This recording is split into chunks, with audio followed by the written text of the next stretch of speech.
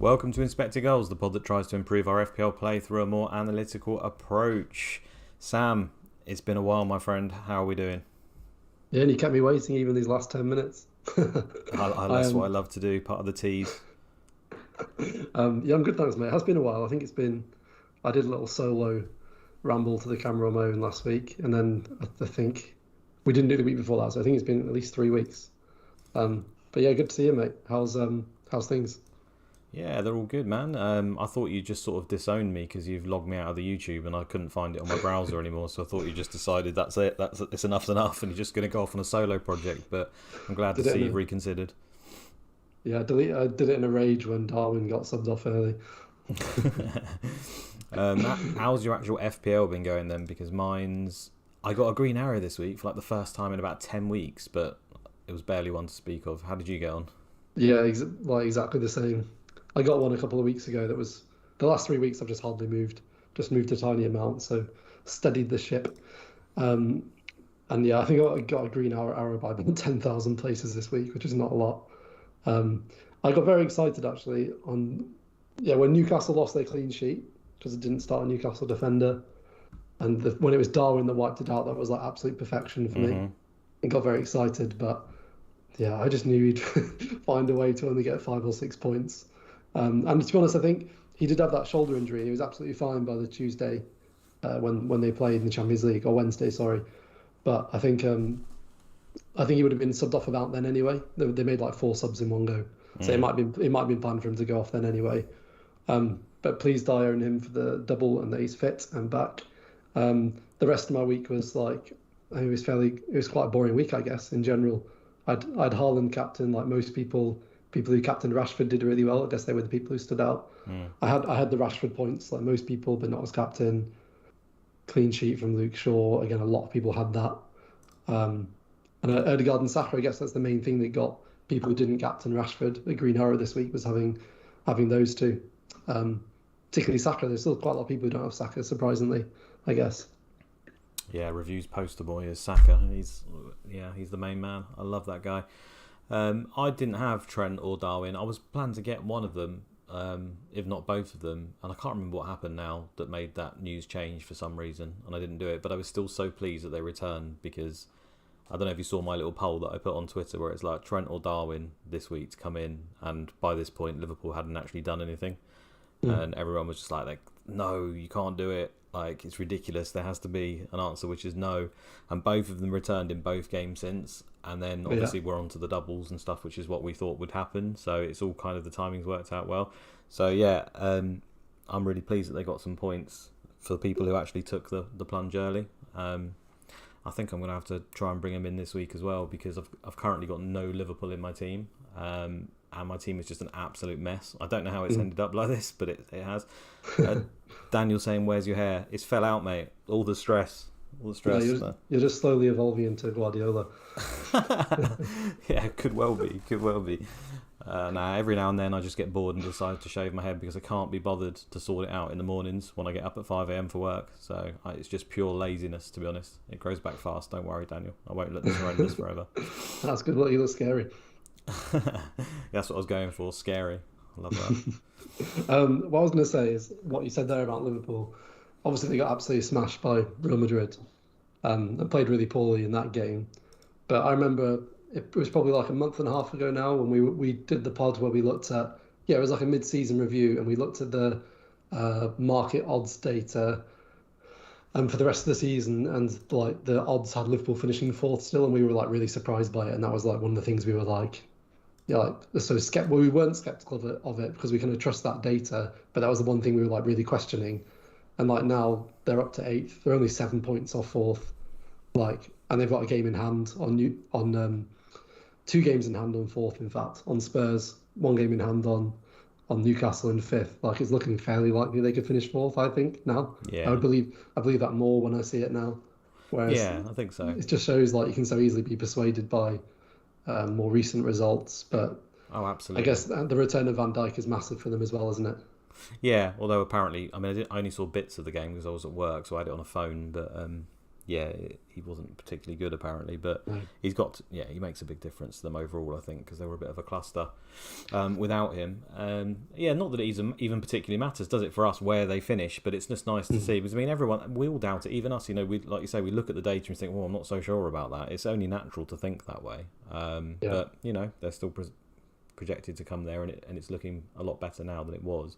But for us, we don't even really care. We just care about what players are going to do what in fantasy, don't we? And I think something that's probably been, I mean, I've listened to a few pods this week and stuff, and this probably try not to go over what other people do and be a little bit different, but inevitably sometimes we have to, I suppose. And I think the running theme that I've been listening to, and I think most people are aware of, is that just Liverpool's attack just maintains the ability to be a top attack in the Premier League. It still is in like the top 3 or 4 in virtually any sample size you can look at, and it's just not changed all season. So you like to think if they can get their act together as a team in general, that would actually help the attack as well in some way. So even if that doesn't happen, I'm fine. If it does happen, then great. And I think, I mean, having 2 games is obviously just fantastic, full stop. And then having 2 games which, at least on paper, look very winnable or very lucrative for the attacking players is exciting, isn't it? So I see people scrambling around, on Twitter and stuff and everywhere else,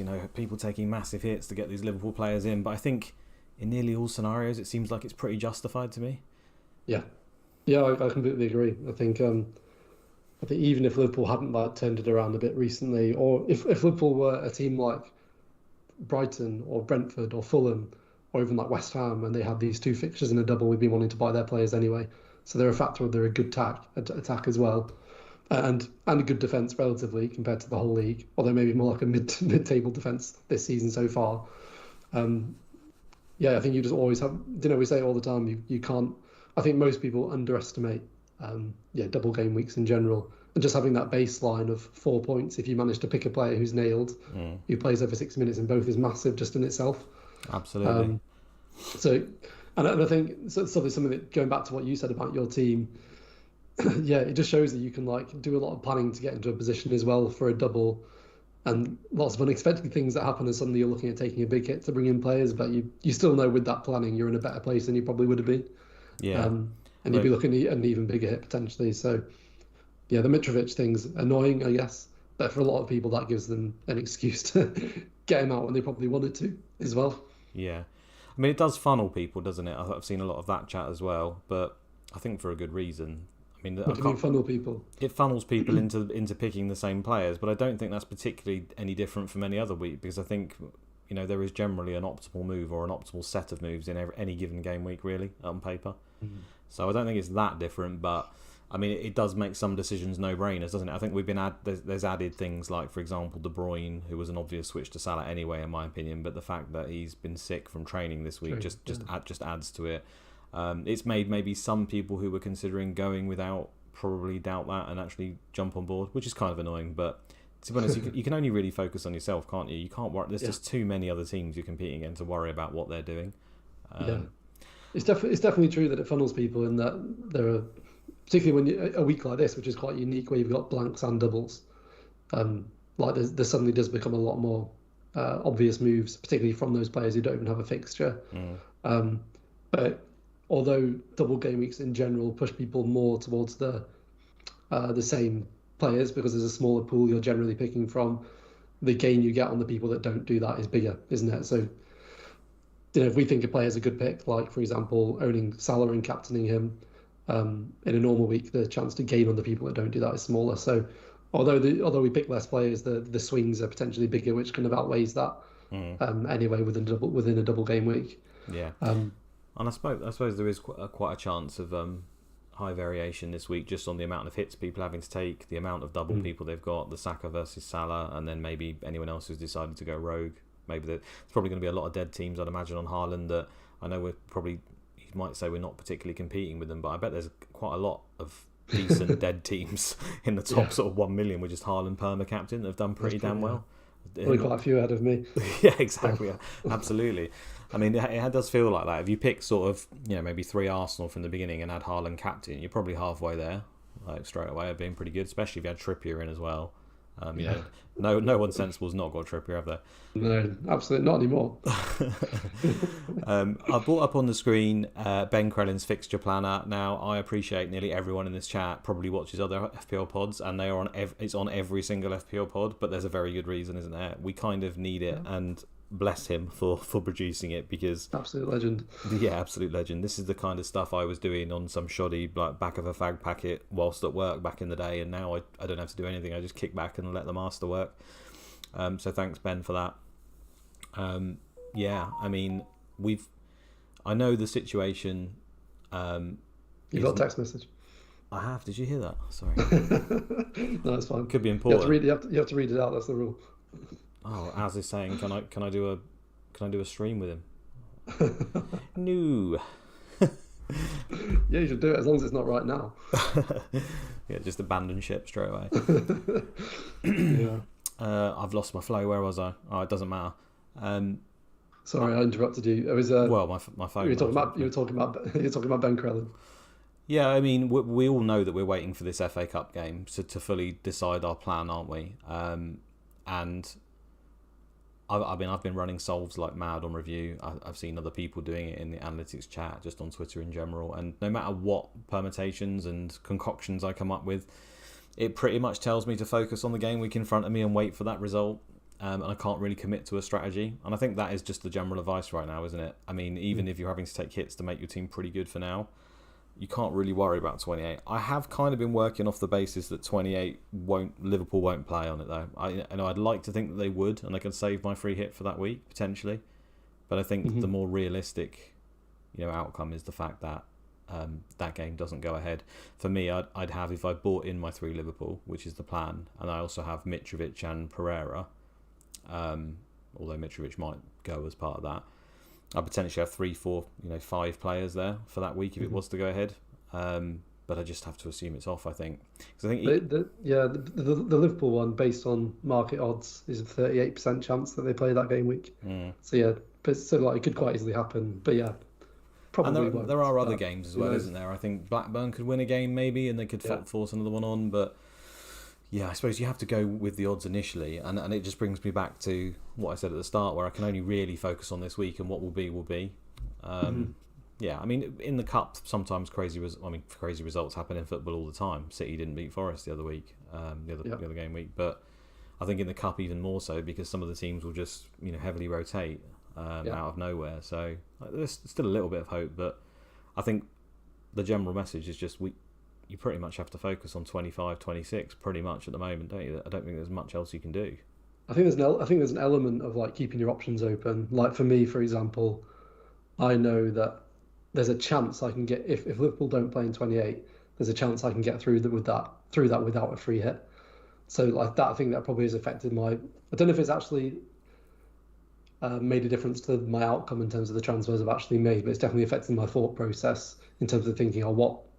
So, for example, I'm probably going to bring in Ollie Watkins for Mitrovic. I'm pretty certain. Like, what part of the thinking there is that I know he definitely plays every week. So if I manage to save my wild cards, he's a player that makes that more likely. Even though that's probably overall, or save my wild card and free hit. Even though that's an unlikely. It's unlikely that does happen. It makes it more likely still. Yeah, and he's still got immediate decent fixtures as well, right? So it kind of serves both purposes. Yeah, no, I completely understand that. But I think there's an element of thinking a little bit long term. But like you said, for all we know, we could end up wildcarding in 27, for example. That's definitely a possibility for me anyway.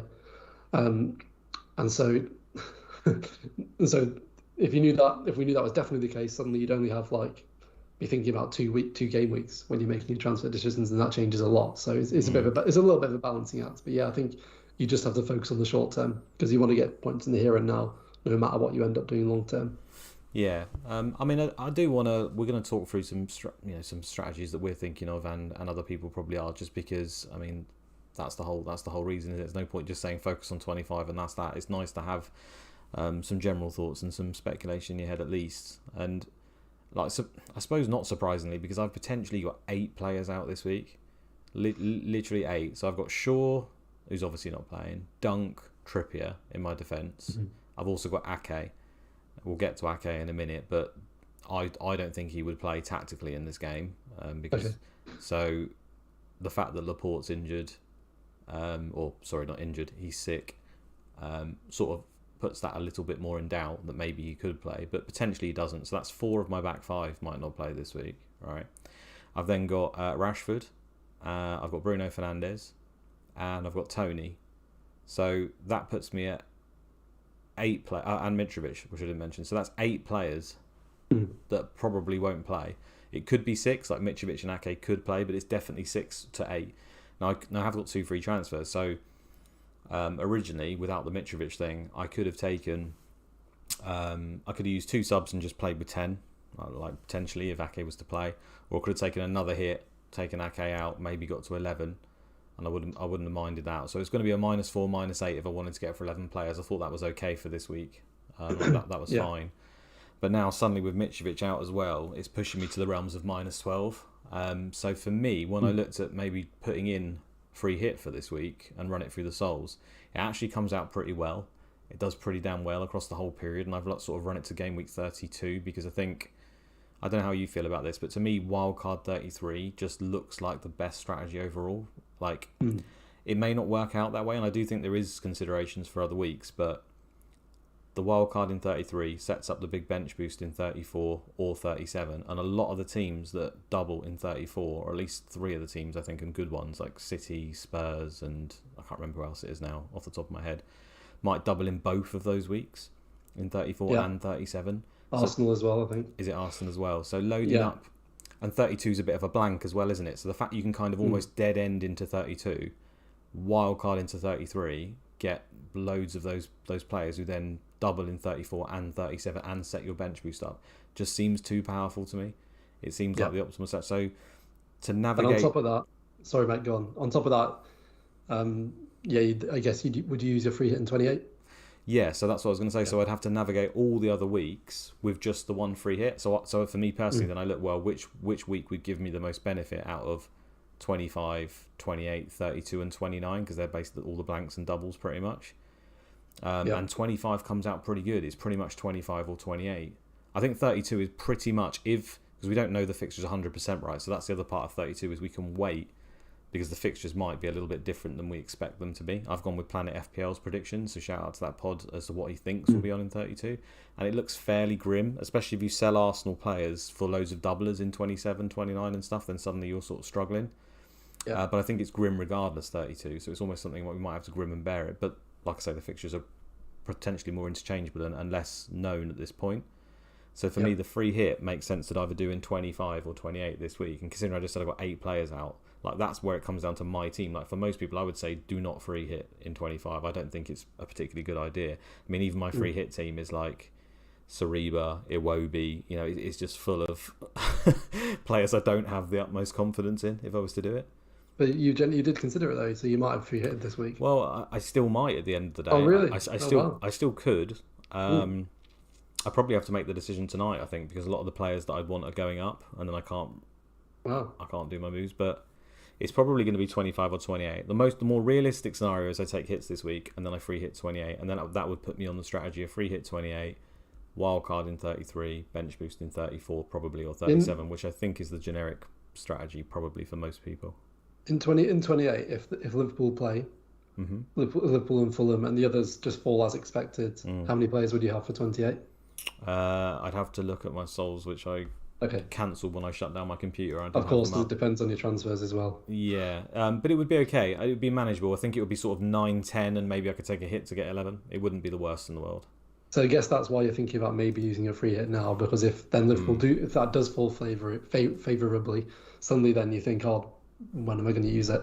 And you might have missed your best opportunity, I guess. That's the thought process. While you're talking, I'm going to try and load it up as well in the background, see if I actually saved any of them. I really hope I did. But because I saw that Tom from Who Got the Assist podcast as well, he's free hitting this week.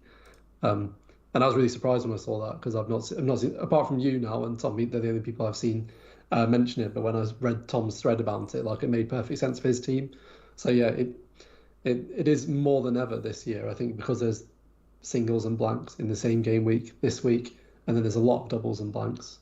I think it is more team dependent than normal. I think the majority of seasons prior to COVID, basically, before that season, generally there was like one really obvious chip strategy, Mm. and you just wait, see what Ben Crellin tells you to do, and then you do what he says, and it works for the vast majority. Whereas that's the one thing I'd say, like as general advice, I would like you need to put quite a bit of time into actually thinking it through for your team, Yeah. and that's where like FPL review can be helpful in actually predicting points.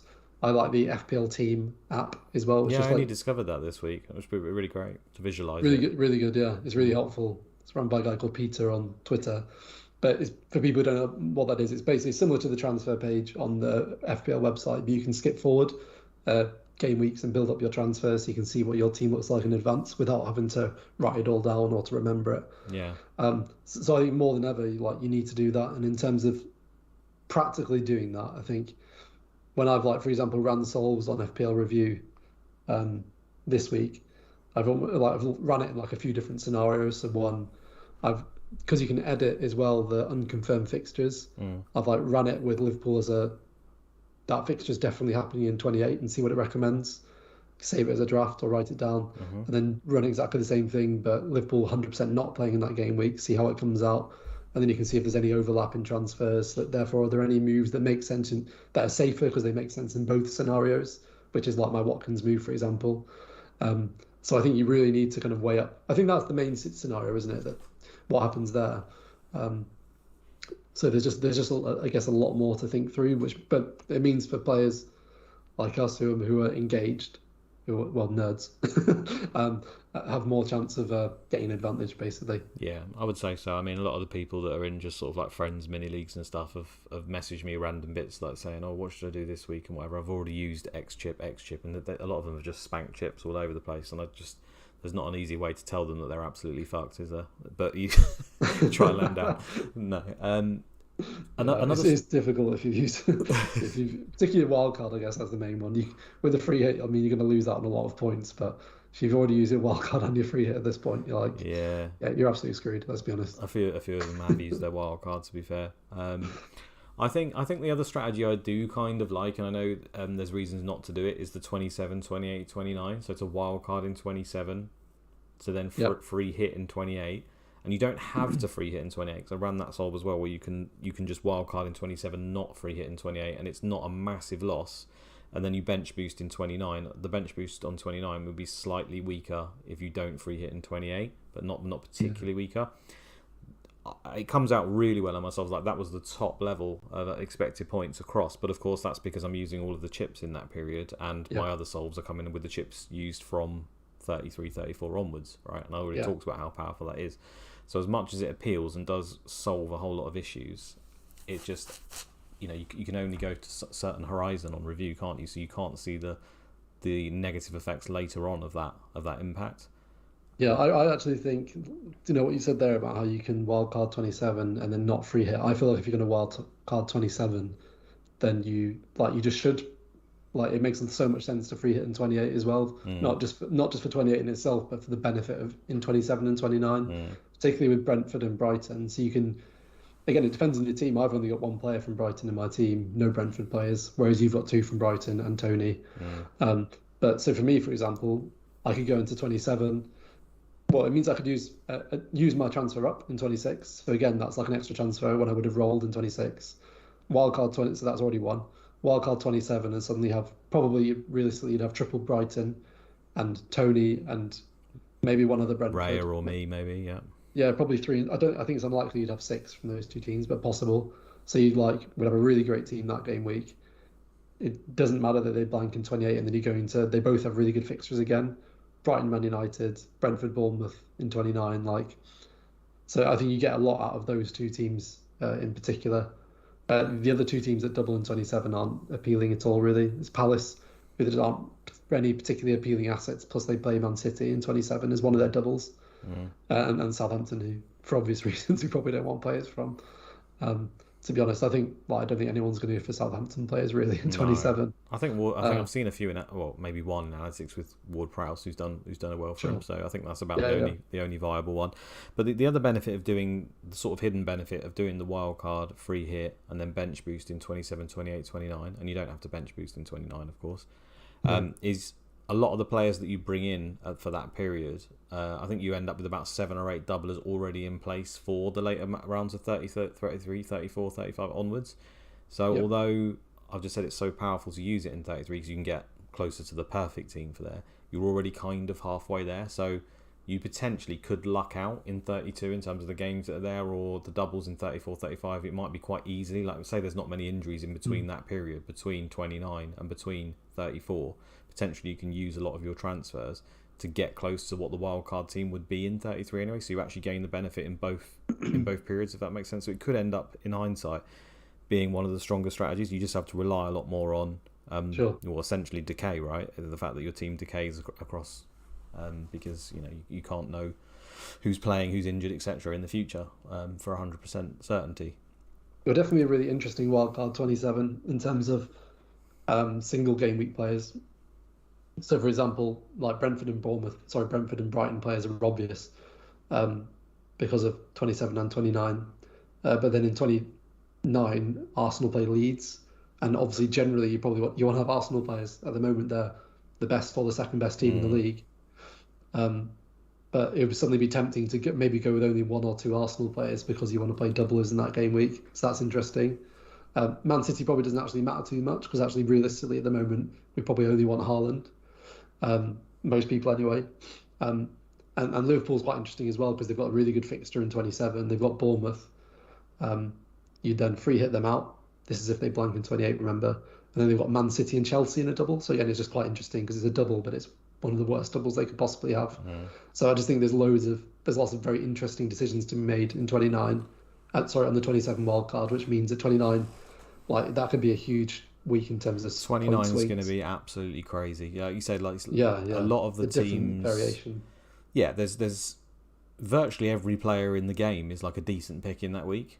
There's going to be a lot of benches that are tempted to bench boost even though they've only got single fixtures. I mean, I looked at my potential team on FPL team in 29, and I think my bench ended up being like Pickford and Tarkowski, which isn't the best in the world, but they're home to Spurs, like, home game, Sean Dyche could be okay. And then I had like Gabriel and Saka on the bench, home to Leeds. And it's like, it was something like that. And then I had another version where I had Haaland on the bench, which is ridiculous, just because he's got one game, home to Liverpool, and I could have had, Tony up front, who's got a double. I can't remember who else it was. Felix or Brennan Johnson have both got very good, decent games in there. You've potentially got Watkins as well. Solanke's got a fantastic double. So you might get to a situation like I might not bench boost in 29. I might stick to the 33, 34, but I'll have a team on 29 where I'll have no doubt that my players on my bench will be getting some points. Like you're definitely going to get something wrong there. And the thing is, there's like no chance that those players are going to come off the bench either. Or it's so tiny because the players you're playing have got 2 fixtures. So even if they're rotated for one, surprisingly, unless it's an injury, they're going to probably play the next one. So it's very, very unlikely you even get those players off the bench, which in some ways makes which actually makes again the bench boost more appealing because it's frustrating if you bench boost and then you'd have had that player's points anyway because someone else is rotated. Yeah. But that's unlikely to be the case. So that in some ways it does make the bench boost more powerful that week. The fact is 4 extra players' points you're going to get that you definitely wouldn't have got, or highly unlikely you would have got compared to a normal week where maybe you would have got one of those players' points anyway if you didn't bench boost. Yeah, one of my top lines at the moment is taking a lot of hits this week. Using the free hit in 28, that's fine. But then I could actually bench boost in 29, and what's been described to me as a naked bench boost, essentially not even having to set it up, just going in raw and just using the bench boost because my team would be so well set up if everything went well that I'd have 11 doublers in my team, potentially 1 or 2 doublers on my bench, and then those 2 singles. And that's because stuff like a lot of us have got the likes of Kepa or Pickford and people like that who end up having a double, and then it's quite an obvious purchase of Raya, I think. Before that in 27, right, which sets you up for 29. Or Sanchez, or Sanchez, absolutely. And we've already been through the Arsenal, even if it's a single game, is fine.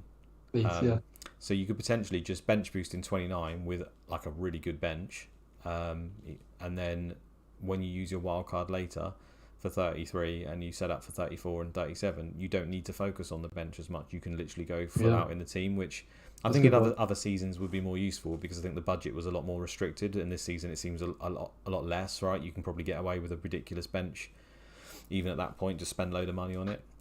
Yeah. But it's a consideration, right? Because you never know by that time. We could have, for example, I don't know, well, Spurs and City and a lot of the teams with a lot of premiums could all be firing. We could have Kane, Salah, Kevin De Bruyne, a lot of like the premiums there, and maybe it is actually benefit not to focus on your bench in those later weeks. So Yeah, like in 34, you could have, Liverpool are going to be doubling, I think, or probably Tottenham, double. Fulham, probably, Possible double. It could be Liverpool, so you could by then really want Darwin and Salah. Um, if Man City double, which is likely, it'll be Fulham and another team potentially. So you might want Haaland. I don't know, maybe you want De Bruyne as well. You probably maybe even want Trent. So it could be like, it changes so quickly for those last 5 or 6 game weeks. You might want like 3 premium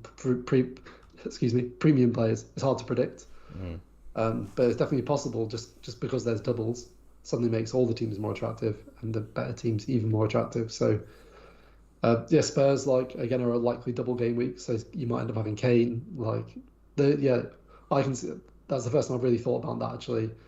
What you've just said there in terms of free hitting 28 without the wild card, but bench boosting 29 as well. That's really interesting. Definitely an interesting strategy. And I think you're right. There'll be loads of bench boosts in 29, and free hitting 29 would also be like really tough. It's potentially a week where your free hit can end up costing you points, isn't it? Yeah, it is. Like you'll free hit and you will have a better team than most people.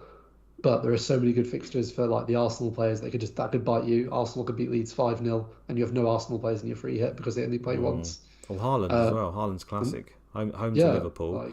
I don't think he's a guaranteed buy on a free hit just to be home to Liverpool. No, but I think given Liverpool's defensive, displays so far this season and Haaland at home in general, I was looking his expected points in that week is still pretty damn high as you'd expect. Kane's got Everton as well. Yeah, and I can tell you now, if I was free hitting that, I would end up with 11 doublers because I can't resist the upside. In fact, last year my free hit, I had 10 doublers plus Salah, but because Salah had an incredible fixture. But apart from that, it was all doublers. Like I didn't consider anyone else apart from Salah. And I think this, I'd just be really similar. I'd have 10 or 11 players who double. And the fixtures are so good for single players. The gap's smaller than usual in comparison to the doublers. Yeah. And it could be an absolute nightmare. I think 29 is going to be the biggest chaos week of the season, quite clearly. I think just in the sheer variation that we're going to get on strategies, on players, how many doubles people have got, what the scores are going to be. Like it's just going to be all over the place. It would be like 36 last year. Yeah. That was the equivalent, wasn't it? When De Bruyne scored 4 against Wolves, and like Salah did nothing, and there was a huge split in captaincy, and some people bench boosted, some people didn't, some people triple captained, some people didn't. It was just like so many of the big players, there were big swings in either direction. Absolutely. Like some teams got double clean sheets, and there were some teams who got neither clean sheets. We expected at least one. So if you have a week like that, already there's going to be more variation. If there's suddenly a load of variance in that week and loads of surprising results, it can, like you said, that can be absolute chaos. So it means your free hit can be absolutely sensational, but it's just, I wouldn't feel that confident with my free hitting compared to the benefit in other weeks. Particularly the benefit of like 28, where there'll be people playing 8 or 9 players. Yeah, exactly. I mean, one of the easiest way to guarantee positive EV is to have extra players than people, isn't it? That pretty much not. Yeah. You can never get any guarantees, but if you've got 5 players versus 11, then the 11 players is going to win a hell of a lot of the time. The other thing about 29 is that I think if you don't set up for it, or even if you do, a lot of your players will end up playing each other in that week, because you've got, for example, Brighton, who play Bournemouth, they play Brentford, who we've given 27. The fact that you'll be getting Brentford and Brighton players in, they then play each other in 29. So you potentially have got defences versus attack there. You've then got Newcastle, which are playing Man United, which are generally popular full stop across the board and will be popular from that point onwards as well at certain points. Rashford is hard to let go, isn't he? Trippier as well. So they're playing each other. There's a lot of teams playing against each other, which it could just throw up all sorts of chaos, and it doesn't feel instinctive right. So if you're on a free hit, I think looking at someone like West Ham, bringing in Bowen for a home Southampton, home Newcastle kind of appeals, and it's the kind of move I think people will probably do. Mm-hmm. It's interesting. I can't wait to get there, but in the meantime, I've got to sort out my shambles of a team. Yeah, in fact, what you just said there actually kind of reminded me about Man United and Newcastle both doubling in 29, particularly Newcastle, the fact they play in 28. That's the kind of move where, because we don't know yet if we're going to wildcard in 27, and that's still a possibility, like that makes holding Trippier or holding Rashford, for example, like more appealing if you can do it and a lot safer. So, for example, for me, I could have got Alexander-Arnold in this week, but my only way was to take an extra hit, and that also meant selling Rashford, probably for Bailey as well, who's someone I don't even know if they're nailed or not, and it just suddenly that's a lot higher risk in terms of how that could then turn out, or it could end up meaning I'm wildcarding. It could force me into a wildcard when otherwise I wouldn't have to. So like I've managed to keeping Rashford's quite a nice thing actually, I think, and again keeps him more open. It's the same for people who are able to keep Trippier, although it's not necessary. I would just like sell a player like Shaw over them though, for example, who again is in the United team and doubles in that week as well, but isn't as important as Trippier is, for example. Yeah, unless you're using chips to bring Rashford back, which is fine if it's planned out. It's really quite annoying, isn't he? Because he's got the blank, he's got away to Liverpool, where I think he could do okay in that game. Like I'd play him if I had him, absolutely. But it's that little period afterwards with Southampton at home. Yes, he probably blanks in 28, but that's probably going to be covered by free hits. Then you got a double of Brentford, Newcastle, and then Everton and Forest. So it's just that little period there. Going without Rashford is incredibly scary. Yeah, because even if you free hit him in 28, ultimately that's another week. You don't have him from 29 and you only have one transfer as well. So, yeah. Are you likely to sell Rashford then, Luke? I don't think so. I mean, it has come up on my plans to get rid of him and to bring in like Saliba or an Everton midfielder. And I think quite a lot of the analytics crowd are looking at that. And I understand it. There's extra games and stuff. But it's just I find that hard to let go. I've not quite made it to that level of like enlightenment where I can just let go of certain things, and letting go of Rashford just feels very, very tough. The value I'm not really too bothered about. Like you don't have to get him back for a start, and things. I mean, he could get injured tonight versus Barcelona, couldn't he? For all we know, but you know, the value is a thing at the end of the day. It will have some sort of impact, even if it's not massive this year. It's still he's gone up quite a lot, and I expect he'll continue to go up. To be honest, after this blank, I think you'll just see people continue to buy him pretty much week on week. Yeah, definitely. I've just checked the score, by the way. He's not gone off injured. No need to panic. That'd be quite nice, actually. Him being injured would be great for you because those people still own him, and he'd then be an easy sell. They're 1-0 down, by the way. Lewandowski's 3-2 down in aggregate. I think, but Bruno's a really easy sell for most people. He's just an easy cash cow to get Darwin or Salah, isn't he? So he's not really the same conversation. No. And also, he's just not on the same level as an FPL asset. No. Like they're probably like Rashford's slightly better and also cheaper. He's been great these last few games, and I think even playing out on the right, he surprised me how good he's been. And I think he's been great in general since Ronaldo left, hasn't he? But and the price is better than it's probably ever been in previous seasons, but it's just it doesn't work for him at the moment because he's competing with the likes of Salah, so it's just an easy swap, isn't it, for now? I wouldn't be surprised if I think later on when I was looking at myself, like especially for the Man United double in 29, Newcastle, Brentford, and then onwards for that period, like I said, Everton, Forest, he started to appear again very, very quickly for me. So I think I'll go back to Bruno eventually. Yeah, nice. I think I remember, again, we've talked about this so much, but in terms of players being underpriced, like Rashford was one of the main ones at the beginning of the season. We were like, we get why they've reduced his price because he struggled the last couple of seasons, particularly last season. But ultimately, we knew he was a striker who could score like every other game.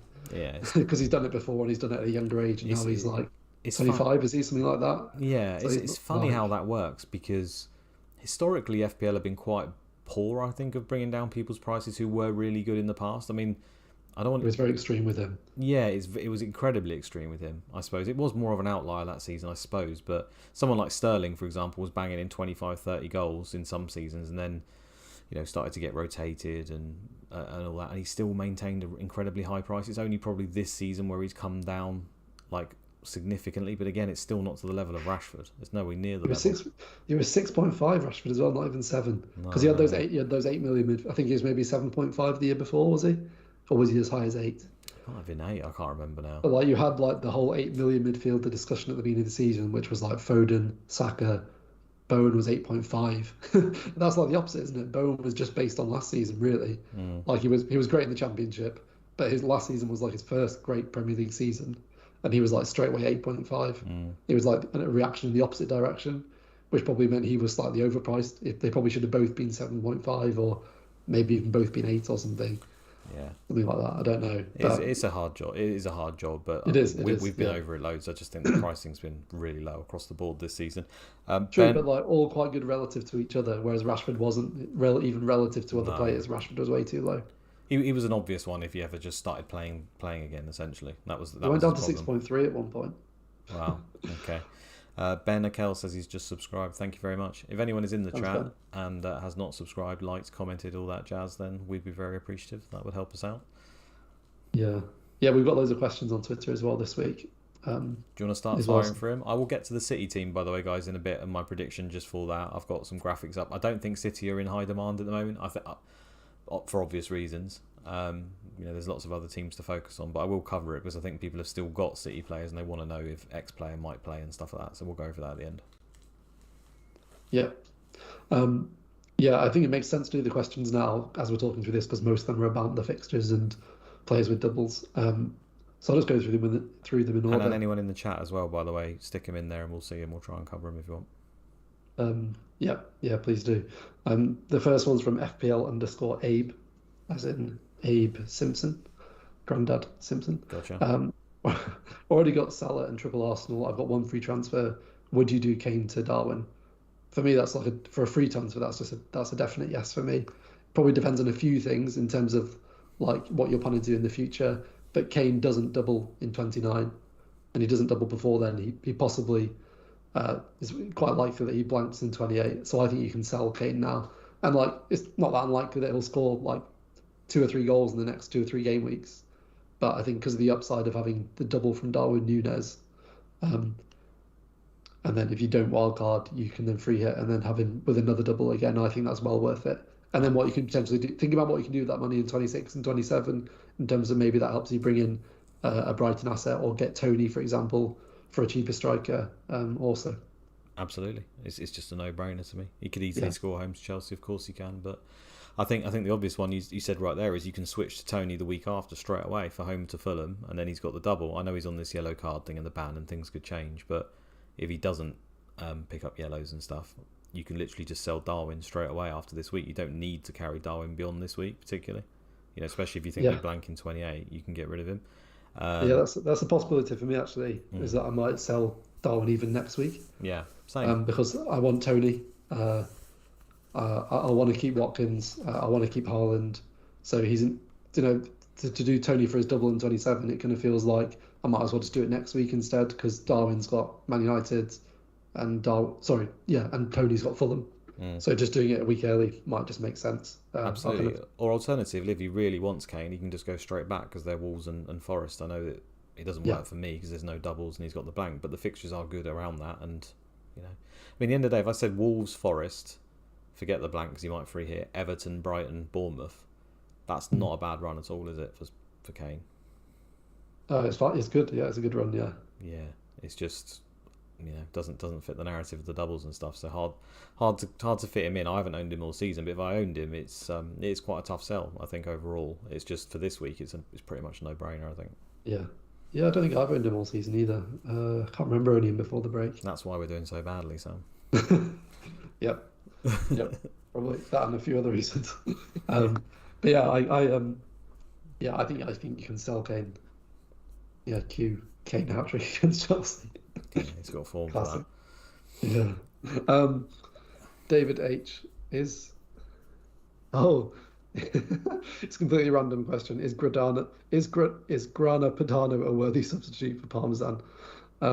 Yeah, absolutely, mate. It's really similar.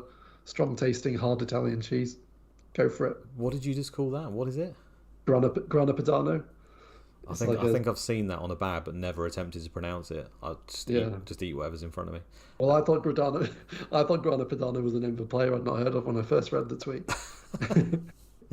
I thought because I just hadn't probably looked at it, and I was like, Grana Padano, who does he play for? some obscure like new January signing I hadn't realised was fit.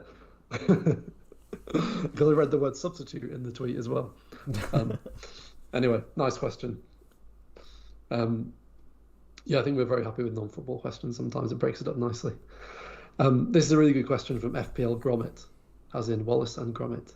Do you change your play style as we enter the administrative part of the season? Love that, administrative. I.e. blanks, doubles, fixtures, uncertainty and chips. What tips can help us make better and more robust decisions during this period? What are your thoughts, mate? Oh God, you change the way you change your style. That's a hard loaded question. I don't change my style particularly. I think, like I said about the narrowing thing, I think I probably more heavily rely on what seems the most optimal transfer than I would in other weeks. A lot of the time I'll look at what it is and then maybe make a decision out of 4 or 5 and often not go for the top line. Whereas I think here, every time you don't go for the more obvious one, you're probably having a knock-on effect later down the line. So if anything, I would follow it slightly more closely.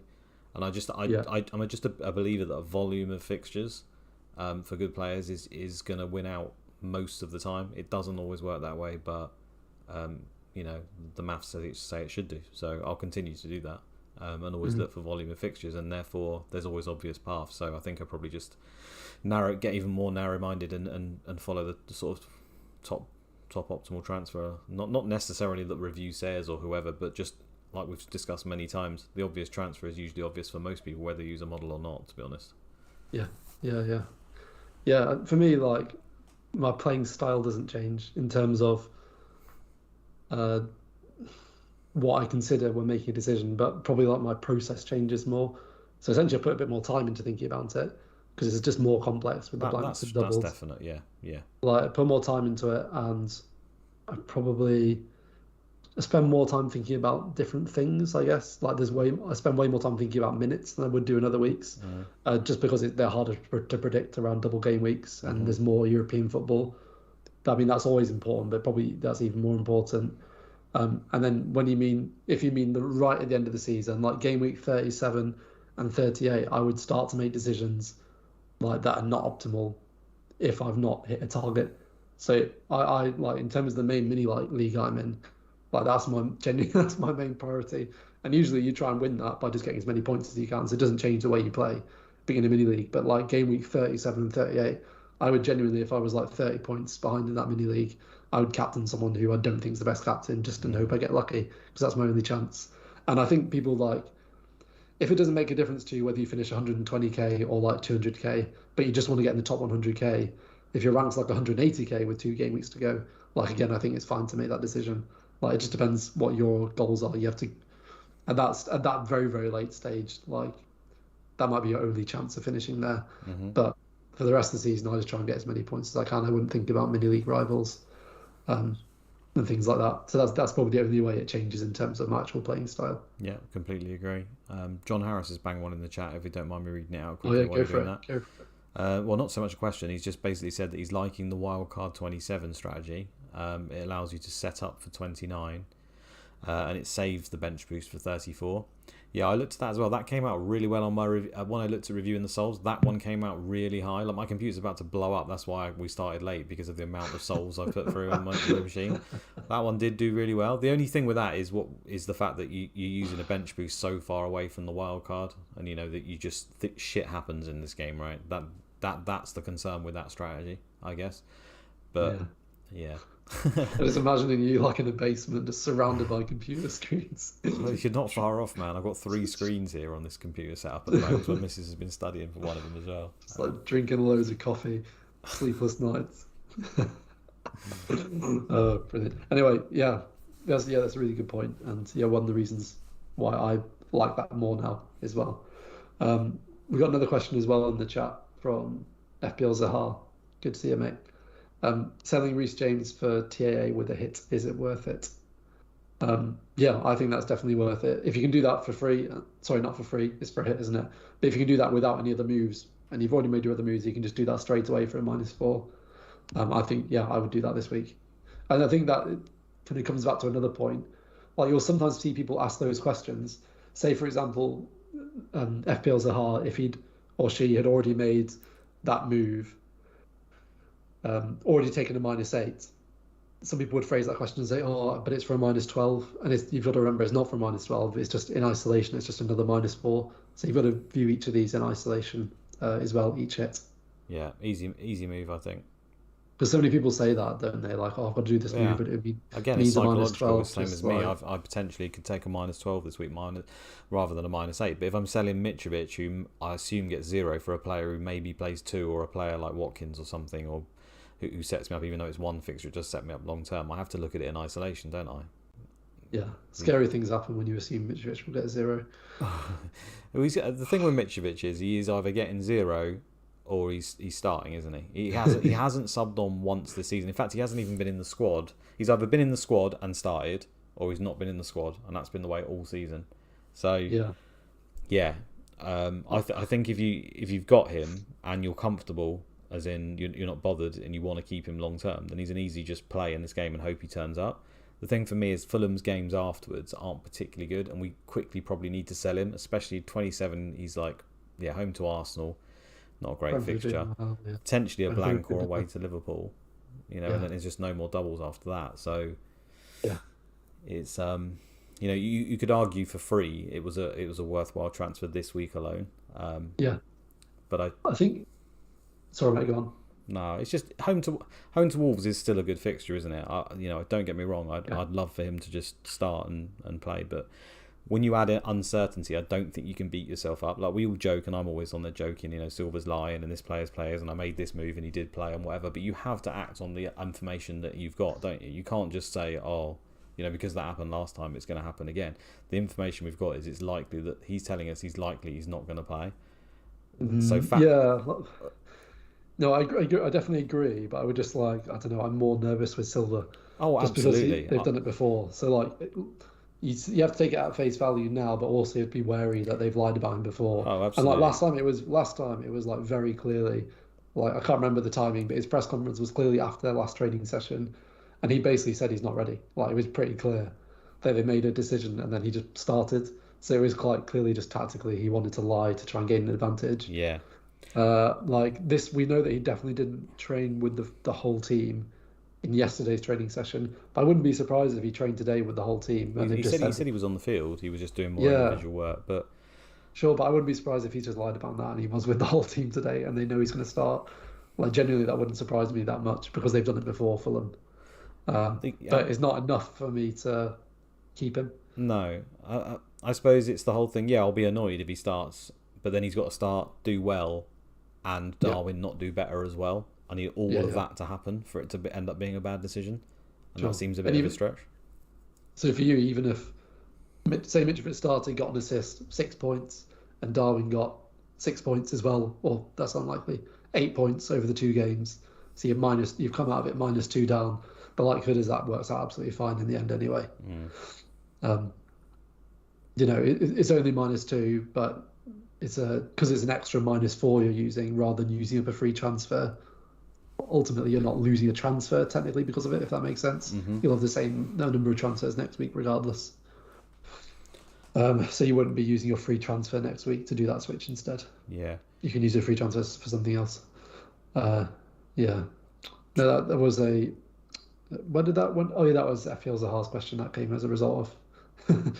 went down a rabbit hole. Yeah, well, Reece James might not. He's still obviously coming back. The fact that he wasn't in the squad after that game, and we've seen, how many times has James come back and got injured straight away, and they've used him too quickly. Now, I don't doubt that he'll start this game, but you just don't know if the plan is still for around the 60-minute sub, and if so, you could end up with a 1-pointer from James there quite comfortably. He's a good example of how different players who use analytics and use FPL review models, etc. He's an example of a player how we all come to different conclusions because we all have read his minutes and how are willing to take different risks and how injury prone he is, etc. Depending on your playing style. For me, I just don't want to go near him anymore at all. No, he's up there with my favourite players of all time. He didn't troll me. I got James and Chilwell very early on last season, literally as soon as they started, and they both scored in every game for about 3 or 4 weeks. It was mental. Game week 9. Remember that famous game week 9? I don't know. No, I can't remember what happened. That was the one where they won 7-0, but Havertz didn't do anything. Oh yeah, okay. Right. Yeah, but there James also. I think he's got 2 assists and a clean sheet or something in that game. I think he did well. I captained Chilwell in that game, so I remember everyone was having Wow. the Salah versus they were having the Salah versus Havertz debate, weren't they? And Salah went off and Havertz did nothing in a 7-0. But it never really touched me because I captained Chilwell, who got a clean sheet and a goal, but still didn't Yeah. score as much as Salah, so I was still down overall doing it. Imagine that. That was like the start of my like ridiculous luck last season, that game week, because I captained Salah, which is like fine. I don't know what I would have done if I had Havertz. Maybe I'd have captained Havertz. I don't know. I didn't really have to think it through, but it was close. Mm. But because I wildcarded like a week earlier, it was before Lukaku was injured, and I wanted to play for that Norwich fixture, so I'd mount. And so I didn't have the option to get in Havertz because I didn't need to sell Lukaku because I think everyone got Havertz because Lukaku was injured, so Havertz was going to play as a striker. It wasn't an option for me, and then Mount scored 3 and got an assist. He got I the same always points knew as it was all Salah. luck. I always knew it was all luck. Yeah, absolutely. John Harris is saying, is holding the wild card for game week 33 to maximise the bench boost chip in 34 too long to wait? I don't think it is. I mean, it's going to be team dependent. You know, like we've already mentioned, if you can wild card earlier and you think you can get a better benefit over this like torrid double game week and blank weeks, then fine. But I think that's enough weeks for it to make an impact. You know, that's how many is that? Five weeks, solid weeks, and they're doubles as well. So it's not really 5; it's more like 6 or 7 weeks for some teams who end up doubling. And we've already mentioned it that the teams that double in 34, a lot of them will also double in 37. So, I think it's really, really strong. It's also the fact that the teams that are likely to double are the ones like Man City and Spurs, where I think certainly in City's case, the fact they blank probably in 32 and then they're playing Spurs and we might have sold Haaland, or even if he's just been benched at that point, or not have any other City, you're suddenly given the opportunity to load up on teams that you probably don't have players from. Yeah. So yes, I think it's fine. I think it's absolutely fine. Yep, I think that's fine. There's a question above that as well from Wing L. I'm thinking of using my 2 free transfers to get Salah and Gakpo for Mahrez and KDB. Is that a good move? Keeping Shaw and Kane, minimising risk in game week 28. Personally, I hate that phrase, minimising risk. I hate it. Why do you hate it? Because he's keeping Shaw and Kane, minimising risk. So the way I read that is because Shaw and Kane are well owned, so he doesn't want to have rank volatility because he knows that those are really high owned players, and if they do well, his rank's likely to suffer. So correct me if I'm wrong, Wing. But that's what I take that phrase to mean, and I would never play the game in that way. To my detriment sometimes, yes, but I can't just keep players because I think everyone else owns them. I'll always try to get a player I think gets more points. Yeah, sure. And also, well, he said particularly in game week 28, but there's just as much chance that Shaw and Spurs won't play in 28 as well. I'm not sure, but either way, I prefer Kane to Darwin than I do Mahrez to Gakpo, just because I think they're both minutes risks, but I'd be way more confident in Darwin starting both games than I would do Gakpo personally. Partly because Darwin's playing on the left wing now, and so Jota and Firmino come in more naturally centrally, and also Gakpo didn't play for the club before Jota and Firmino were there, so we don't know. I don't know if he's been bought to be first choice at all. He's not really set the world alight since he's been there. I think he's been like okay, scored a couple of goals recently. He's got better recently in his general play, Gakpo, but I don't think there's any doubt that the fact that Jota and Firmino have been fantastic players for Liverpool whenever they've been fit and available, that he's at risk. Like, he could quite easily play both the games, yes, because they are only just back. But I think even the fact that when he's played, he's generally come off early. And I know Darwin has as well quite a lot of the times, but he's not generating Darwin-like numbers. It's nowhere near. So I don't really like Gakpo. I think it's fine for the double. Like I think it's absolutely fine to just take a punt on him, and then maybe afterwards I just think it will be a bit of a problem. So it just depends whether you've planned to fix that and how quickly. But aside from that, that's the reason why he's ruled out for me, because I just haven't got the option to just bring in a player like that where I think he'll probably become a problem afterwards and may even be a problem in the double. So I really don't like Gakpo. Yeah, same. I'd much prefer going for Darwin as your third Liverpool player. Wings just clarifying, saying that he meant there'd be too many blank players playing in 28. I would just check that though, because keeping Shaw and Kane again, there's a good chance, just as much chance that they blank in 28 as well. I think. So I would just double check that. But that's yeah, it's a good question. And I was like, Gakpo was one player I was considering at one point, but since I chatted to a couple of Liverpool fans, which is very easy to do when you live in Liverpool. Yeah, a lot of people, just when I asked people, they were way more confident that Darwin was going to keep starting, would start the next two in comparison to Gakpo, because you could argue that Darwin's more important, therefore he's more likely to be rested for the Champions League. But actually, the league is so important for Liverpool. I'm thinking now 3 goals down in the Champions League. It's not like it's a lost cause either. Yeah, Mohamed's saying don't forget the rest of the Twitter questions. We won't. We'll work through them. I'll get there, yeah. I think the best front three for me at the moment would be Darwin left, Jota through the middle, who I think is fantastic at that, to be honest with you, and Salah on the right. However, at the moment, given the fact that if you play that front line with Liverpool's midfield, I don't think Jota helps out the midfield that much. So therefore, Firmino does a far better job than that. We know that in the past from his dropping deep. So I wouldn't be surprised if they're reluctant to use that front line just because of how open it would potentially leave them, which they've been doing all season, to be fair. So I might just be being crazy. But to me, playing Firmino as the front man who will drop in, and then Darwin and Salah, being essentially like Mane and Salah, who's scoring the goals and coming in from the wings, makes more sense considering their midfield three. But I'm not Klopp, and I do prefer Jota in general if they had a more stable team. Yeah, you can't rule out the chance of 4 of them playing either. Like, that's possible. They've done that this season as well a few times. Just scrap the midfield entirely and just play 9 strikers like Pep said. I think maybe. But they played like that 4-2-3-1 in previous seasons. In that game where they beat Bournemouth 9-0 this season, I think that Firmino, Jota, Diaz, and Salah played. Off the top of my head, I could be wrong, but it's happened this season, so that's possible. But yeah, I would be way more confident in Darwin and Trent as your third Liverpool. Second or third Liverpool rather than Gakpo. I still don't fully understand Wing's question. He's saying taking Mahrez out is one less worry about blank players. Do you mean in 28? Because like Sam says, if you're taking Mahrez out for Gakpo, then he's still quite likely to blank in that week as well, depending on the FA Cup game. So that's what. Or do you just mean not turning up in any random week? Because then that's fair enough. Yeah, true. Yeah, in general, like them getting a blank is more likely, I guess, with Mahrez. True. Yeah. Gakpo, Trent plus Darwin can cover Salah. Yeah, so question from Mahanad El Sahabi. Basically, can Gakpo, Trent and Darwin cover Salah? Please don't forget the rest of the questions. Can they cover Salah? No would be my short answer to that. In general, I don't like the idea of players covering other players. I think that there's some logic to it when it comes to defenders, because they ultimately get the same clean sheet together. So if you're trying to covering clean sheet points is definitely a thing.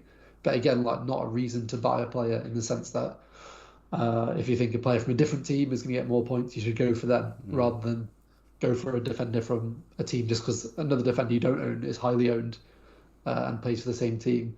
And so for attackers particularly, they all have completely different attacking outputs. I get it in the sense that if they were to win both games 4 and 5-0, you want to make sure you have some players. So if you predict that Liverpool will win those games 4 or 5-0, I get that you might want to cover points. But again, if that is the situation, then you definitely want to have Salah because the chances of him being involved are so much higher. So for that, I don't like the concept of trying to cover players, but in general, I would say no. I think he's easily the best captain option this week. Yeah, it's separating the decision from the outcome again, isn't it? Because can he cover him? Well, yeah, because in any given week, any random thing could happen. Saka could go mental. Presumably, you might captain him instead. Saka outscores Salah massively as captain. Gakpo gets 1 goal. It ends up covering beautifully, and it's absolutely fine. But that's football. Anything can happen on any random week. Covering Salah, with Gakpo before a ball is kicked, I don't like that at all. I just think it's more likely that Salah outscores that comfortably. But it's team dependent, right? If you literally cannot get to Salah and it's taking you multiple hits and you think you can just get by for 1 week with that, then it's not. It's not the worst decision in the world by any means. Like I say, Saka's a perfectly viable captain this week. Yeah, he is. Yeah, I suppose while we're on it, in terms of captaincy, it's just those two for me, Saka and Salah. I think even with Darwin's a great option this week, but again, I would be too nervous about his minutes to captain him. like Darwin and Trent, for example, could easily outscore Salah. That can happen. But in terms of captaincy, Salah and Saka are like comfortably ahead of anyone. So I think in general you want to also just make sure you own them both. And for me, captaining, I would captain Salah. I think he's not miles ahead, but I think he's comfortably ahead of Saka, in my opinion. Yeah, I'll be on Salah almost certainly. But I won't be surprised if Saka outscores him. Of course not. But no. Yeah. Hi, Flapjack. He's joined us as well. Have you got the other Twitter questions there? Maybe Flapjack's put one in.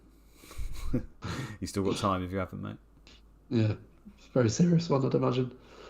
Let's have a look. Is selling Trippier for TA? Yep, selling. No, is selling Trippier for TA worth it if you're looking to bring him back in a couple of game weeks with a Brighton midfielder? I think it's definitely we've already touched on it slightly. It's good that Newcastle have the double in 29, and it's good that he doesn't blank in 28. Trippier. Oh, sorry, does he blank in 28? No, he doesn't. Yeah, so I think if you can hold him, that's a good thing. But if selling him allows you to get Trent, for example, and it's likely you're gonna free hit in 28, for example, where you'd probably own him for that week anyway. I think it's fine to sell Trippier for a lot of people this week, but he's nice to hold if you can. Basically, it depends. It's very team dependent. And if you do sell him, again, don't feel like you have to suddenly get him back either. There probably be other higher priority players in 27. For example, you'd probably rather have a Brighton or a Brentford defender in 27, like an additional one, rather than Trippier back for that week as well, to keep you going a free hit when Trippier plays Forest. That would be my answer. Yeah. Agree? Yeah, I'm probably holding just because I've got too many other people that I have to get rid of that are higher priority, like Shaw and people like that. But if you're in such a position where you can remove him and comfortably get him back, then that's fine. Especially if you are free hitting in 28. Yeah, I agree, because there's other defense. You don't want to play him away to Man City, do you? There's other defenders in 27 potentially from Brentford and Brighton that are doubling. I can confidently say I won't be selling him. No. But that is because I do not own him. Anyway, Dan Parsons says, I need to get a cheaper and better keeper than Edison for 25 to 29. Please advise. Scott Carson, he's better. Yeah, literally anyone. Yeah, just get the darts out and throw it. Say that again, from 29? It's specifically for 25 to 29, so maybe Dan's wildcard in 30 or something like that. Maybe that works well for his team. I'm not sure. But 25 to 29, who's the best keeper? You need to know the chip strategies, don't you? But it's rare if you're free hitting in 28 and you can get away with 25 if you've got another person. That's my answer. But if that's not the case, it's probably Pickford from now, because he plays the double and he plays all the way through it. Yeah, or Sanchez. The one thing I'd be wary of is Sanchez, particularly if you've already got Dunk, for example, is you might want two Brighton attackers. So think about who it kind of rules you out of getting. Whereas with Raya and with Pickford, you're not really going to be concerned with them having, there's not going to be a problem where you want 4 Everton players. And with Brentford, I just think Tony's the priority, really. I think that's more likely to be the case with Brighton. So yeah, I would say Raya, actually. I wouldn't. I think, in fact, I think Pickford to Raya is the move. You get Pickford this week, he plays the double, he plays Forest, and then you bring in Raya in 27 for him. Even if it's for a hit, potentially it works out well. Assuming you're free hitting in 28 and they're not playing. I don't know. I don't like that. I think if it uses up a transfer, and even for a hit, I don't know, 4 points is that's a clean sheet, isn't it? I would just if you've got it's a only second 2 in a double, Sam. Come on, keep up. But I think if you've got 2. If your second keeper is Ward and he plays in 25, then just go straight to Raya. That's basically what I think. Rather than switching between the two, I'd go straight to Raya. Luke reckons Pickford, then Raya in 27. I said right at the start, if you've got cover for 25, then go to Raya now. If you haven't, then go Pickford, then Raya. Sure. I guess most people will, though, just because of Ward. I hate that guy. Yeah. Yeah, mate, it's so painful. I had him from game week 1 and did nothing, and then I sold him just as he went on that random run of getting him. I just never owned him, which ended up being ridiculous. A worse decision, I think, than for 5 game weeks. He was ridiculous, wasn't he? He just kept getting 10 pointers. Yeah, wasn't it longer? Wasn't it 7 games? Wasn't it? Clean sheets in a row or something? Probably, yeah. Probably. I think it was. It was something. Someone remind us. It was something like 7 or 8 weeks. I don't think it was 5. Mental.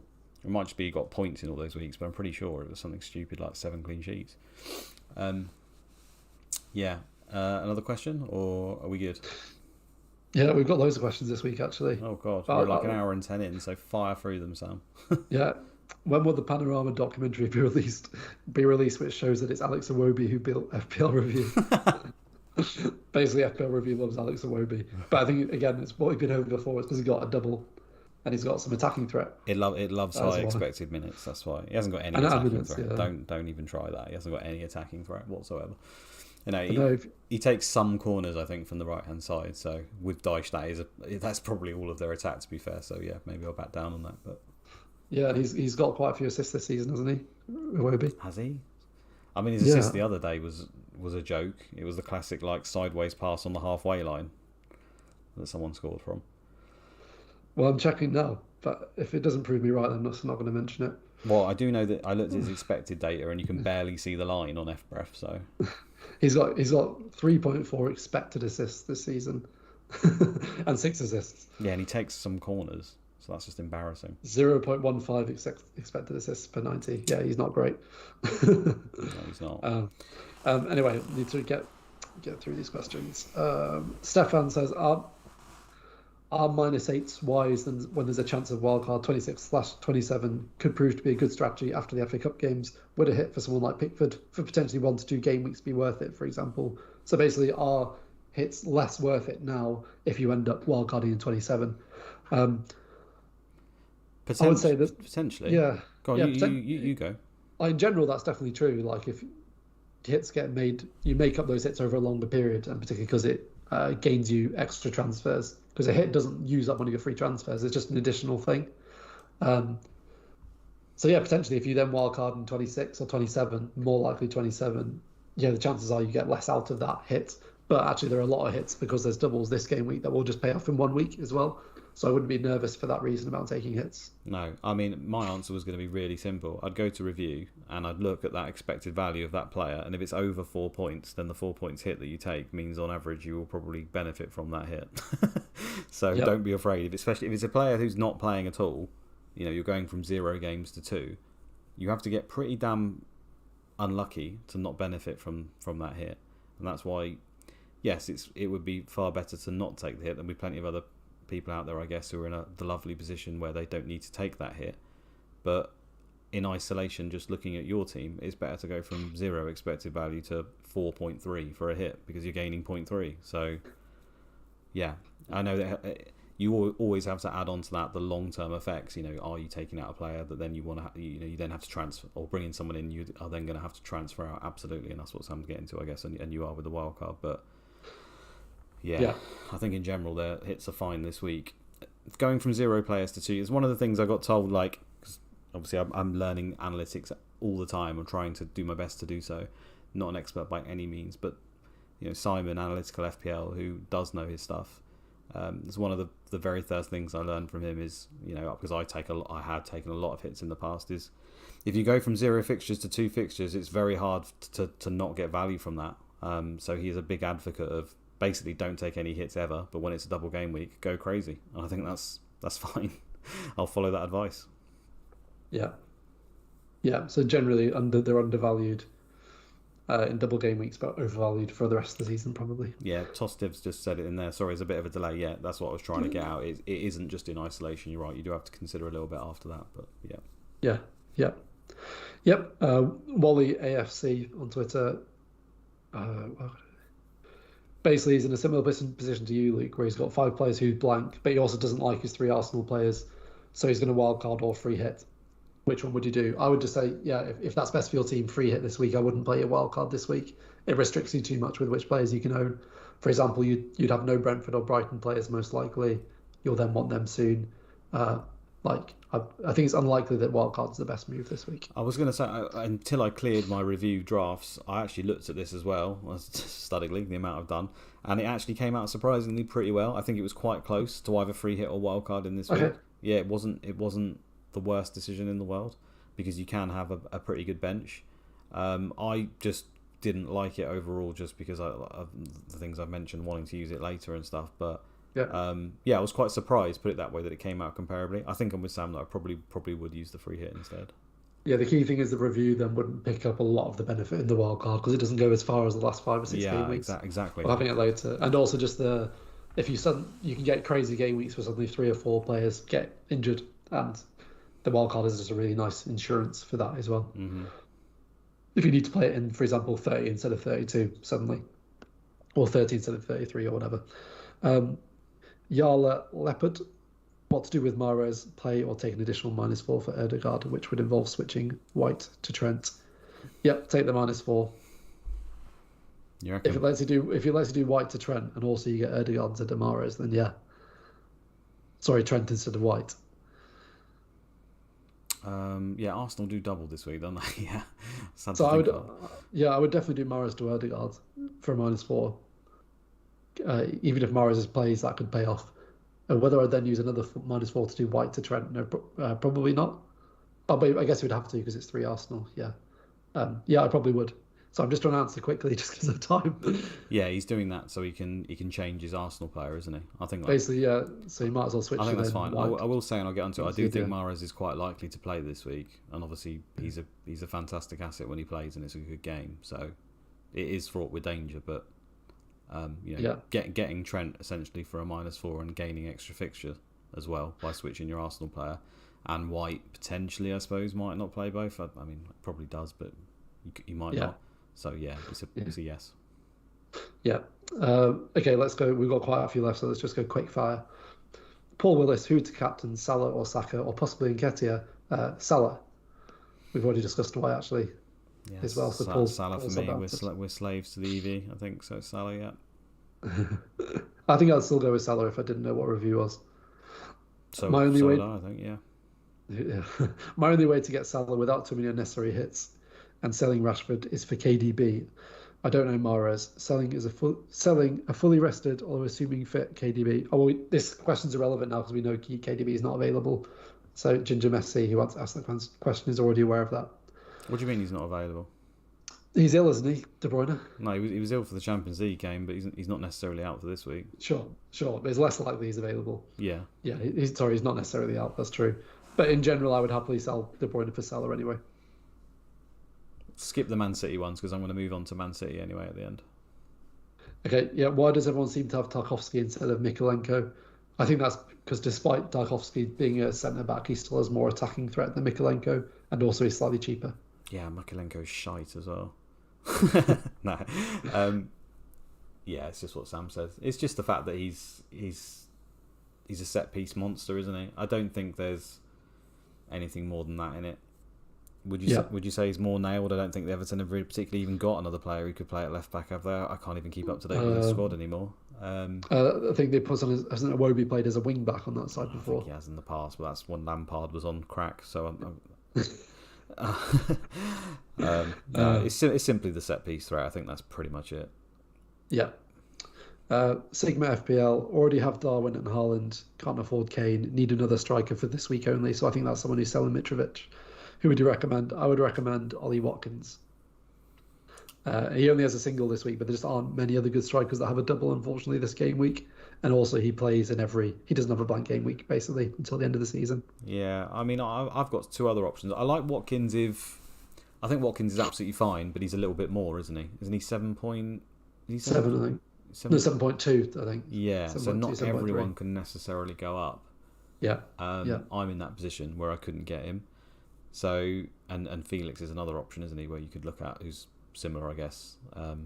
The fixture layout for both Watkins and Felix is similar in terms of all the games that they play and double in, potentially. It's only 32, I think, where Villa definitely play and Chelsea probably don't. So other options around that price. Out of all the really cheap ones on review, and it comes out with all sorts. It comes out with like Cunha from Wolves and all sorts of people. I actually still think Maupay is okay. Like, I know people will just hate that move for some reason, but I think he's likely to play the games. I think he's probably on penalties as well. Not that he's got a particularly good record for them, and he's got a double. So I think, especially if it's for 1 week, or you can perma-bench him pretty much after that, then going to Maupay is not the worst decision in the world. I think you could easily luck out. home to Aston Villa, penalties could get something easy there.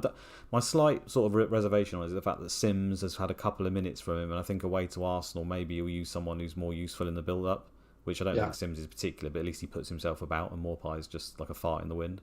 So that's the slight worry, but I think he's at least consideration. And the other one's Brennan Johnson. I don't hear anyone talking about Brennan Johnson, probably for good reason, but he's been involved in 8 of the last 9 goals scored by Forest. If you like actual goals and numbers, his expected data is still poor. Like, it's still not great. He's on penalties. He plays 90 minutes every week. And to benefit, as you can see from Ben Crellin's thing there, I know it's away to West Ham this week, but I think the fixtures are okay. Home to Everton, Spurs, Newcastle. Then he's got a great double. So depending on how you're using your fixtures, Wolves and Leeds is the double. It's arguably one of the best doubles out of all the teams. And then he plays in 32 as well. So he plays Villa, Man United, Liverpool, Brighton after that. Fixtures are middling, but it's just the fact that he's another player who is going to play all across the blanks and is cheap enough to go to. So I don't mind it. I think that's fine. Yeah, they're all very good suggestions. I guess because I can afford Watkins, I hadn't really thought them through as much. Yeah, I think I'd go for Watkins if I had the option, but some people definitely don't. They're scraping around in the barrel for the likes of Cunha and stuff like that. Yeah, for sure. I've skipped past the 3 Man City. So if you've not had your question read out, it's probably because it involves Man City. Man City. Yep, Man City. Best cheap defender who isn't Tarkowski for this game week only. How cheap are we talking? Yeah, because if you're talking just like Ben White's the obvious one. That's like you'd probably consider still as cheap. Yeah, people just assume people have got 3 Arsenal, I guess, and forget that. Exactly. So I guess like Kilman. Mikolenko. No. Having just slugged him off. but I know basically Everton and Wolves defenders, I guess, are your only options. Yeah, I mean, if it's just for this week. You could go Matip. I don't know if that's cheap enough. He's 5 something, isn't he? Sure. Gomez got injured. I don't think that's cheap enough for what he's probably thinking of, and he may have 3 Liverpool, but I don't think Matip will be the worst because Konate's injured and it looks like Gomez is as well. So if you can't... Oh, really? I knew he was injured. I didn't know how bad it was. Yeah, he went off with like a muscle thing, didn't he? I'd be surprised to see him given his record. I think Matip will probably play both the games, and he has got an aerial threat, Matip. So, yeah, if you can't afford some of the bigger Liverpool players, especially if it's for 1 week. My thing with Matip is after that, we don't know how nailed he is. He's been pretty poor, and he's obviously injury prone. But I think for 1 week, you get away with it. But he's a little bit more expensive, so I'll go with what you said. It's going to be a Wolves defender, isn't it? Unfortunately, I think probably Kilman. Dawson is much more exciting, but can we say he plays 2? I don't know. I don't know the Wolves defence well enough to recommend on that. I've seen a lot of people say that Collins and Dawson are more likely to rotate and Kilman's more nailed, but then Wolves fans saying Kilman's not been playing well, and that's the reason I've just not looked at it, because of that slight doubt. Yeah, same. What I said before. Semedo, I guess he's going to play. If he's not too expensive, then Semedo would be all right. Because Kilman, Ait Nori and Bueno are going to potentially play 1 game, aren't they, each? Yeah. Yep. Saka or Salah without nostalgia, Salah bias. Salah. There's no nostalgia bias, my friend. It's none of that going on. It's career level, ridiculously high level XGI. And while Saka is still potentially on the up, I don't think he's ever, well, certainly so far in his career, met the numbers that Salah's making even in his worst seasons. So let's quash that historical stuff right now. There's a question from Dan Parsons that you've already answered on Twitter about using data that's conceded down each side of the pitch. So if you want to see the answer to that, go to our Twitter. Reece James to TAA -4, is it worth it? We've actually already, I think we've answered that question already. Oh, it was Zahar. He just asked it in the chat as well as on Twitter. Yeah, we think that's worth it. Shorter Robbo, worth it for a -4. Yeah. Again, you're taking out a player. You're probably going to get the 4 points back just in appearance points. I think so. There's a slight doubt around him and Tsimikas maybe getting 1 because we've seen that happen in the past. Yeah. I don't think it will happen, but it could do, right? I suppose it could do. Yeah, and even if it does, I think even if you knew that was going to happen, like it's still close.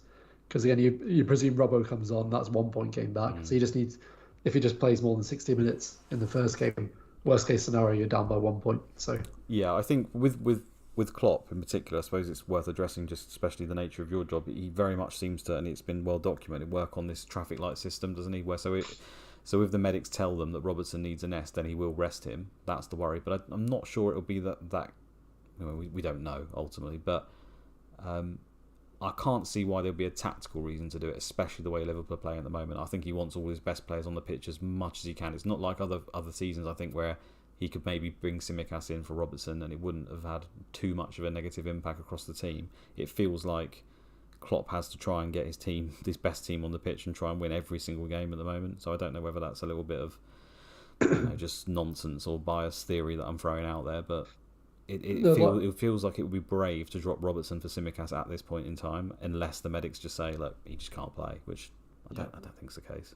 But if that happens from a sports science team, when there's not an actual injury, it's kind of like a bit of a luxury to be able to do that, in the sense that certain teams will do it more if they've got a bigger squad or they've got less competitions to think about.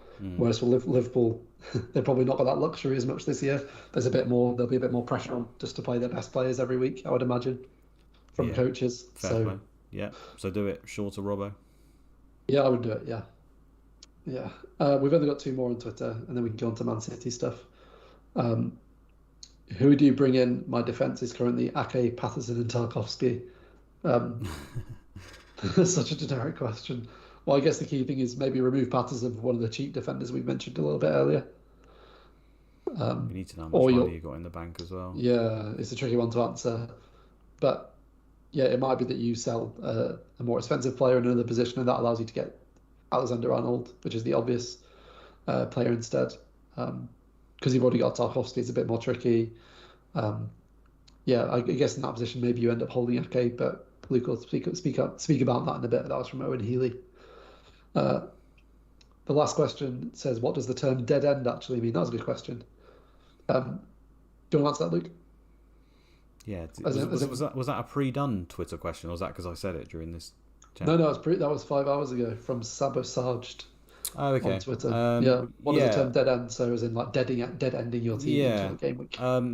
It's pretty much just because you don't need to consider any game weeks beyond that point for some reason. Now that's probably going to be because you're going to wildcard from that point. That's the usual scenario, right? So you dead end your team into 28, only focusing on the next 3 or 4 weeks or whatever it is, and then you use your wildcard in 29. So you don't have to consider at all anything past that dead end.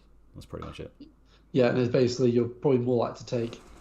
You're more like to do moves that might look a bit riskier because it might be removing a really good player, but actually it's not that risky because you know you're going to get them back in like 2 weeks, for example, because you know exactly when you're going to wild. It's about knowing when you're going to wildcard in advance, basically.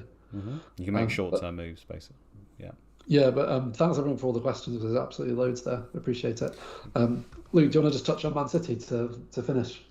Yes, I flicked over the graphic. I don't know if everyone in here will have seen, but if you do follow me on Twitter, then at Fantasy Football Scout, FF Scout _Luke. I put a thread on this the other day.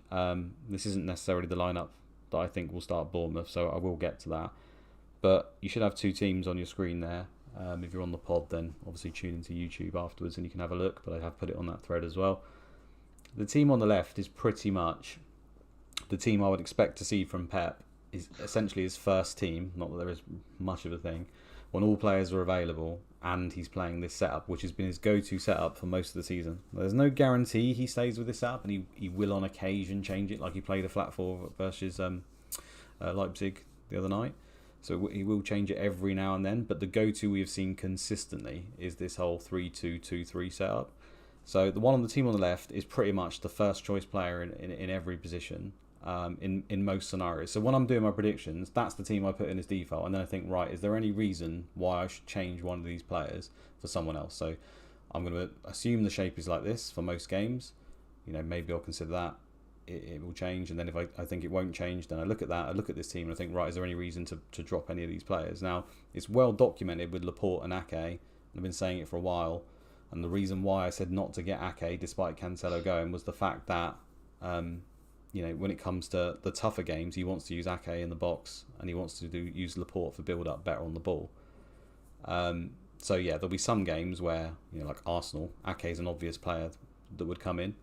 But I think in a game like Bournemouth, Laporte is far more likely to play because build up. To me, it's similar to the Forest and the Wolves game where Laporte played over Ake both times. And if someone can tell me they think Forest he's going to need defending in the box a lot more, then fine. That's the whole thing here. We're guessing around that. What does Pep think of that other team? That's always what I try to do with these scenarios. And I'm not as good as Pep. I don't know. You know, he knows that stuff better, and maybe you're better at understanding the other teams. That's all I'm trying to do all this time. So when I look at that, I personally think Laporte would be more favoured in that scenario. Now, we know he's sick, right? So that's the thing here. If Laporte is out, there's not really anyone else in the team who can play that role as well in this setup, the left-sided centre-back. So I would expect Ake will play. So unfortunately, until we get the press conference or it confirmed, which I don't know whether we will get, it's still a bit up in the air. I have to come from the point where I think Laporte is more likely to play tactically. So that's what I'd go for. Diaz and Stones, obviously Stones is not available at the moment, so Walker comes in that spot. Diaz as well in the centre has just been like pretty much a revelation, so I can't see that changing. I think in midfield there's an argument if we start moving away from tactical stuff and looking at fitness and the fact that they've played so many games close and there's been a lot of travel. I think it's like 4 away games, and Pep mentioned as well the travel at the moment and everything, and he has mentioned in the past that will cause him to rest players. So could he rest players outside of tactics? Yes. But we've got the cup a few days later. So I feel like in most scenarios, he will keep to the general team. He only sort of changed 1 or 2 names before the Champions League, and in general, he doesn't usually change names after the Champions League. So I think we can be fairly safe to say that Bernardo Silva and Rodri are probably going to be the 2 in the middle. There is an argument maybe Lewis comes in for Bernardo Silva. I can't see Phillips starting over Rodri. Can't see that. Sure. Yeah, so then we go to the 8s, Gundogan and De Bruyne. I think that's fairly nailed, presuming De Bruyne's fit. If he's not fit, then we know that Alvarez usually plays that position. The team on the right, by the way, is basically the first option in that spot. That caused a lot of confusion on Twitter. It's like people saying you got 2 Fodens and you got 2 Alvarez. Well, because Alvarez is the first backup for Haaland, he's also the first backup for De Bruyne. That's been shown all season. Foden's the first backup on the left and the right for either Grealish or Mahrez. I think Mahrez will play. I think he's fine. You know, he got his rest before the Champions League game. I think when we're talking specifically, hopefully that's clear what I'm talking about. Look, there's people in the chat already saying 2 Fodens and 2 Alvarez's. Just noticed that now. Yeah, that's the first backup on the right-hand side. Okay, so you could argue on the right-hand side, Bernardo Silva can also play on the right where Foden can, and you can argue also Foden can play where Bernardo Silva can in that 8 spot. But that's the general first option. It starts to get really confusing, doesn't it? So what you're saying is Foden and Alvarez will have a double game week? No. So I think, right, if we talk about Bournemouth, if you look at the team on the left, I think it will be the team on the left. I think Walker will play for Stones because he's not fit. I think that there is a small chance that Foden might come in for Grealish just simply because Grealish hasn't had a rest at any point. But I still think it's more likely that Foden plays midfield in the Cup and Grealish just continues to play. So I think it'll be the team on the left with Walker for Stones. I think that's the most likely lineup. And I'll put a proper thread out after the press conference. Obviously, if De Bruyne and Laporte are still sick, then you know the obvious replacements because they're right there on the right-hand side. Nice. Yeah, for anyone listening, I'd recommend looking at this on the YouTube or on because it's probably just a mess on a pod or on Luke's Twitter, just because it's really helpful. Like on the right-hand side, the reason we're joking about 2 Fodens, 2 Alvarez is because they're backups in 2 different positions. Yeah. So it's quite a helpful way of visualizing it. And I also really like how everyone else is like you can see their head. It's a headshot. But Rico Lewis, you can see his whole upper body, and it makes it look like Rico Lewis is just tiny because he's such like a little youngster. Yeah, he doesn't exist on the app. I had to like handmade it, make him. Unfortunately, he looks about 8 years old anyway. Yeah, that's true. Yeah, so hopefully that is relatively clear. It's hard to be clear with Man City, but I tried my best. Yeah, I definitely need to add on that, mate. You think it through way more than me and way better than most. So yes, sorry, I just want to see if they're saying 3 days later and people playing. Yeah, this is why people get themselves into a muddle with Pep. If the player's fit and available, he doesn't really care about the 3-day thing. It's usually the pre-Champions League big games. He will drop rests. Outside of that, he won't. You can point to numerous times players have played and then played 3 days later across many seasons. I mean, Mahrez has played 12 out of 14 games since the World Cup came back. There's players who just continuously play over and over. In the past, we've had Diaz play every game of the season, I think, virtually. There's so many examples I can point to where you'd expect maybe a player will get a rest and he doesn't. I think Foden played 17 games or 16 games in all competitions in a row last season at one point. Yeah, that's what gets people into a muddle. I'm not saying that they couldn't rest because they need to, because they've had 4 away games and travel. Absolutely. It's just that it's not the principal reason that he will use in most scenarios. Yeah, it makes sense. Great. Anything else you wanted to add on that, Luke, or anything else in general? No, if people are worried about, I think the main one I've had for Man City the whole time from my DMs and just people messaging me is whether they think Mahrez will play. And I said I think Mahrez probably will play, but as that thread, if you go to it, shows, if he wants to bring Foden in for either of them, he can do. That's the risk with Mahrez. We know that. You've got at the moment, I'd say an 85% chance that he starts most games all the time. So it's just whether you're prepared to take that risk.